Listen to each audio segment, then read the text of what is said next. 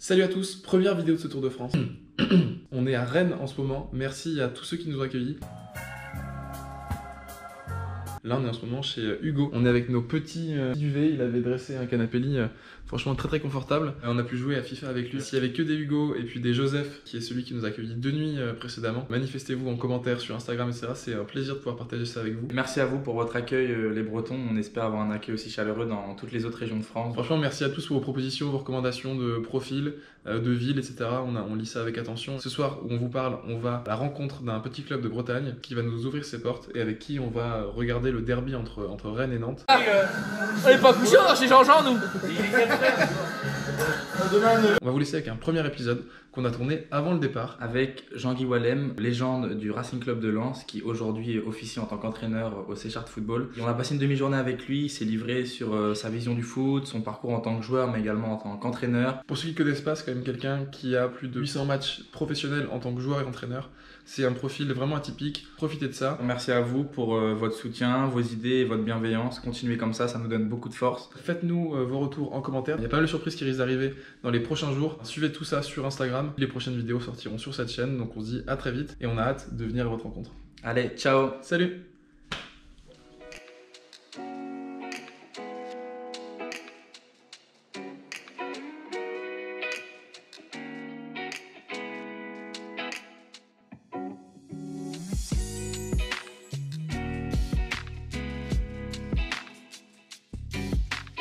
Jean-Guy Wallem, 52 ans, entraîneur du Seychelles Football en National 2 aujourd'hui, c'est-à-dire l'ancienne CFA pour ceux qui l'ont connu. Donc je suis moi d'un petit village à Coussort, exactement à côté de Maubeuge, dans le nord de la France. J'ai fait ma première partie d'études là-bas. Ensuite, je suis parti en sport-études au Quesnoy, à côté de Valenciennes. Et ensuite, j'ai intégré le centre de formation de Lens. Déjà, la structure en elle-même du centre de formation. À Valenciennes et à Lille, il n'y avait pas tout à fait encore les structures qu'il y a aujourd'hui. Et puis l'accessibilité tout de suite aux études à proximité ont fait que mes parents ont voulu que j'aille là-bas. Je dirais pas que c'est l'armée, mais c'est assez rigoureux, même si j'étais indépendant puisque je faisais les études en même temps, alors qu'il y en a qui étaient qu'au centre de formation. C'est vrai qu'à l'époque, il y a beaucoup de garçons qui ont arrêté parce qu'ils ont été un peu écœurés. Donc moi, ça m'a forgé mon caractère. Alors plus d'une fois, j'avais des valises qui étaient prêtes. Pendant 6 mois, j'en ai chié, c'est le cas de le dire. Après coup, je me dis qu'aujourd'hui, peut-être que cette rigueur et cette exigence m'ont permis d'évoluer différemment et peut-être de changer ma personnalité. La première année était très compliquée, les 6 premiers mois notamment. Et derrière, j'ai enclenché tout de suite 6 mois très intéressants. Et puis, à peine 18 ans, j'ai frappé à la porte tout de suite de l'équipe première. Donc c'est vrai que ça s'est enchaîné très vite, plus par le travail que les qualités pures, on va dire, et le mental forcément, certainement. Ça m'a permis en 86 de jouer ce premier match après avoir fait partie de l'effectif une semaine avant à Sochaux. Moi j'étais parti pour être remplaçant, on joue PSG à Bollaert à Lens. Et un quart d'heure avant de débuter, je suis obligé de jouer puisque un joueur se blesse. Donc je joue contre Vahid Halilhodži qui à l'époque était au PSG, devant 40 000 spectateurs. Ça amène des émotions forcément dans son club de formation. Et au bout d'un quart d'heure, 20 minutes, il peut marquer honnêtement 2 buts parce que il me fait appel contre appel, premier poteau, deuxième poteau, il les loupe. Bon, après, derrière, je rentre dans mon match et puis finalement, je fais un match plus que correct et j'intègre l'équipe et puis voilà, l'aventure commence. L'équipe de France Espoir, c'était la période Deschamps, de Sailly, Christophe Galtier qui est actuellement entraîneur de Lille. Je faisais partie de cette génération-là. Après, à Prime aussi, c'est la première sélection d'Aimé Jacquet. Il avait déjà son groupe, hein, et donc il a voulu fonder un deuxième groupe avec cette sélection à Prime. J'étais peut-être 5-6e avec Leboeuf qu'ils ont pris, mais Jacquet avait son groupe, il ne l'a pas modifié, puis il a eu raison, puisqu'ils ont été champions du monde. Mais c'est vrai que c'est un regret, parce que même si j'en avais parlé avec Bruno Martini, il m'a dit, tu sais, il y a des joueurs qui ont eu une sélection et puis qui n'ont pas eu la carrière que d'autres ont pu avoir sur la durée. Moi, j'ai joué de 18 ans à 35. Connaître le sommet international, c'est quand même quelque chose d'intéressant, je pense, pour son expérience personnelle et humaine aussi.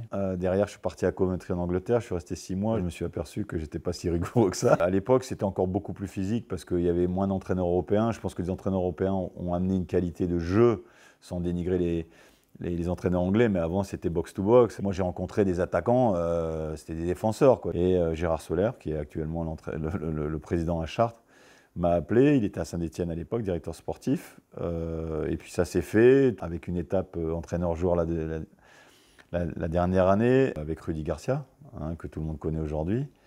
On a travaillé en binôme, ça a bien fonctionné les 3-4 premiers matchs, puis après, il y en a beaucoup qui l'oublient aussi, on a eu l'histoire des faux passeports. Donc on a eu 7 points de retirés alors qu'on était 10e, c'est encore marqué, gravé hein, dans mon cerveau et même dans mes tripes, parce que ça a été une période très difficile, que j'ai effacé en partie sur la dernière année, à 35 ans, je suis revenu à Lens, et puis on perd le titre la dernière journée à Lyon, qui est le premier titre de Lyon, des 7 qui vont arriver derrière, mais j'avais 35 ans, je devais être joueur de vestiaire, je ne devais pas jouer. Puis finalement, j'ai commencé le premier, j'ai fini le dernier match. Et j'aurais aimé gagner ce titre parce que ça me permettait d'effacer, en tant qu'ancien Stéphanois, bon, à Lyon en plus, cette mauvaise période. Et puis de finir, ce que je ne savais pas sur mon dernier match, sur un deuxième titre de champion. Mais être déjà vice-champion, c'est exceptionnel parce qu'en début de saison, personne n'aurait parié, même nous, sur cet effectif-là. Bah, j'ai eu la chance de jouer dans 2 clubs, sans dénigrer les autres, mythiques, que ce soit par leur football ou par le public aussi, que ce soit à Lens ou Saint-Étienne, dans des stades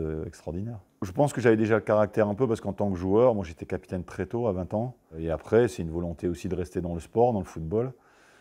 J'ai passé mes diplômes au fur et à mesure, et puis je me suis lancé après ma carrière assez vite, puisque je ne suis pas resté au club à Lens. Et puis est arrivé le Racing Club de France à l'époque, Racing Club de Paris, qui était en national, et j'ai mis le pied à l'étrier tout de suite, donc j'ai pris ce club-là, tout en finissant mon dernier diplôme. Tant que vous êtes dans le sport et vous avez la santé, il faut mieux les passer. Moi, j'ai vu des garçons prendre une semaine de congé, des gens lambda se blesser et pas finir la formation, et prendre une semaine de congé et se retrouver dans l'embarras. Et j'ai connu aussi des joueurs qui ont dit jamais je serai entraîneur, jamais je passerai mes diplômes, puis à l'arrivée se retrouver à la fin de leur carrière passant leur diplôme et en ayant perdu du temps, parce qu'on ne peut pas les passer comme ça du jour au lendemain. Ensuite je vais à Rouen, je pars en Belgique en 2e division, je reviens à Rouen en National 2, ensuite je vais au PFC en National, je signe à Lens en Ligue 2 pour faire remonter le club. On est champion alors que c'était pas évident. On est champion, on remonte. La deuxième année, bon, on a fini 11e, on fait la demi-finale de Coupe de France, donc on est dans la progression, mais avec toujours le même effectif. On a pressé ce groupe-là, je ne vais pas dire comme un citron, mais presque, et la 3e année a été beaucoup plus compliquée. Donc à un moment donné, au mois de décembre, j'ai dit à Gervais, le président, j'ai dit écoute, il faut trouver une alternative. Là, on est dans le dur, donc moi je vais laisser ma place, et puis voilà. Et bon, il a voulu que je reste dans le club, parce qu'il savait que je connaissais ce club-là aussi, et le fait d'aller voir des matchs aussi, de recruter, entre guillemets, de faire partie de la cellule de recrutement, c'était aussi pour étaler l'indemnisation, mais aussi pour essayer de rester dans le milieu en attendant de retrouver un poste, ce qui n'est jamais facile. Derrière, j'ai 2-3 mois de stand-by. Il y a Gérard Bourgoin, le président d'Auxerre, qui m'appelle pour la sélection du Congo, parce qu'il a eu des relations avec le président congolais à l'époque. Je fais 3 mois au départ avec eux, et puis ça se passe mal à Auxerre. Il m'appelle aussi pour aller à Auxerre, donc je fais les deux, ce qui est compliqué. Je pense qu'il y a un personnage très connu en France qui ne m'a pas fait du bien, parce que je lui ai dit c'est aussi ses vérités, c'est peut-être ma façon de faire, et je pense que les vérités, comme on sait très bien, ne sont pas toujours bonnes à dire. Alors, je ne sais pas si c'est des vérités, mais en tout cas c'était les miennes à l'époque. Et aujourd'hui, je constate malheureusement que Auxerre ne va pas mieux. Moi j'ai toujours dit que certains personnages aimaient le système de la terre brûlée, c'est-à-dire qu'ils n'ont pas envie qu'on réussisse derrière eux. C'est dommage, parce que je pense qu'on n'appartient à personne et le club appartient à tout le monde. Et même si on a eu un passage plus qu'important, il y a eu des gens avant nous et il y en aura après nous, donc on n'est que de passage, c'est comme la vie. Hein. Derrière, je m'en vais à l'étranger, il me semble. Donc je fais l'Algérie 3 ans, le Maroc 1 an, et je reviens ensuite en amateur à Dieppe, et puis depuis 1 an et demi maintenant à Chartres. Mon expérience à l'étranger a été délicate. Je suis parti aussi là-bas parce qu'il fallait que je travaille. Derrière, j'ai voulu revenir même en amateur en France pour qu'on reparle de moi, que j'existe. Voilà, donc essayer de rebondir dans ce football amateur pour retrouver à un moment donné, même si c'est pas facile, le milieu professionnel. Donc que ça soit Dieppe ou aujourd'hui dans le projet de Chartres, malgré tout, on reparle de vous, vous êtes visible, la preuve, voilà, donc c'est important, mais l'étranger m'a servi aussi d'expérience, de mentale, même si j'en avais pas forcément besoin. J'ai eu une expérience très courte là, une sollicitation de la sélection du Niger, je suis allé 2 matchs là-bas, c'était pas évident, et j'estimais que le challenge n'en valait pas la peine. Donc aujourd'hui, on quitte toujours la France en se disant on n'est pas forcément super bien ici, mais on est toujours content d'y revenir, quoi, même avec les contraintes qu'on peut avoir. C'est vrai qu'il y a une différence entre le football amateur et le football professionnel. C'est que les garçons regardent les matchs à la télé, ils ont toujours l'impression qu'ils pourraient y participer, parce que des matchs de Ligue 2 de temps en temps, ou même de Ligue 1, perdent de leur qualité par moment, et ils ont l'impression que... mais c'est toujours cette même discussion, c'est ils ont de la chance, on m'aime pas, l'entraîneur m'aime pas, il m'a pas fait confiance. Et je pense qu'on va chercher ce qu'on veut aller chercher, c'est tout. Je leur dis toujours, moi je suis pas là pour vous aimer. C'est pas marqué dans mon contrat, être respecté, que je vous respecte, oui. Mais j'ai jamais vu un entraîneur se priver d'un joueur, même s'il n'a pas d'affinité forcément avec lui, s'il le fait gagner. Moi, mon boulot, c'est de gagner les matchs. Donc, si par contre il est en dehors du collectif, ça c'est autre chose. Mais si moi il m'aime pas ou je l'aime pas, c'est pas le problème. Hein. Donc aujourd'hui, je pense que la société, parce qu'on revient toujours à ça, a changé. Donc, faisant partie de la société, le football évolue aussi là-dedans. Beaucoup plus d'argent à tous les niveaux. J'ai connu la transition où Canal+ est arrivé. J'ai connu aussi le début des agents, forcément, même si j'ai négocié souvent directement. Alors je me suis fait avoir certainement aussi. À Lens, c'est vrai que c'était en direct avec Gervais Martel, le président. Sur les autres clubs à Saint-Etienne ou en Angleterre, c'était avec des agents.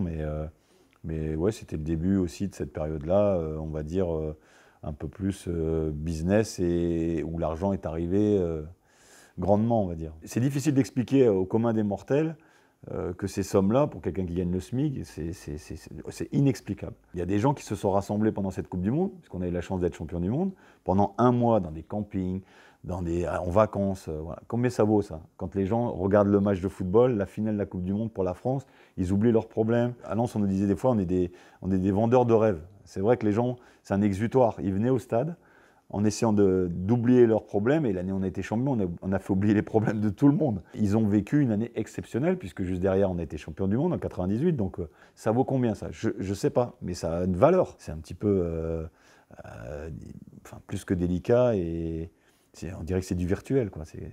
On vous remercie pour l'accueil que vous nous avez réservé. Plaisir partagé. On peut dire que vous êtes le parrain de cette aventure qui va durer 4 mois. Justement, ça va être une belle aventure, j'espère pour vous. Faites chauffer les mollets, parce que vous allez en avoir besoin. Hein. On voulait vous remercier tous les deux avec Morgane. De rien. Et puis vous souhaiter une excellente fin de saison avec un titre qui sera synonyme ça de montée qu'on en se national. revoit au bout de 4 mois. Comme j'ai dit, en rigolant, le maillot jaune, on l'a pour l'instant. J'espère qu'on va le conserver.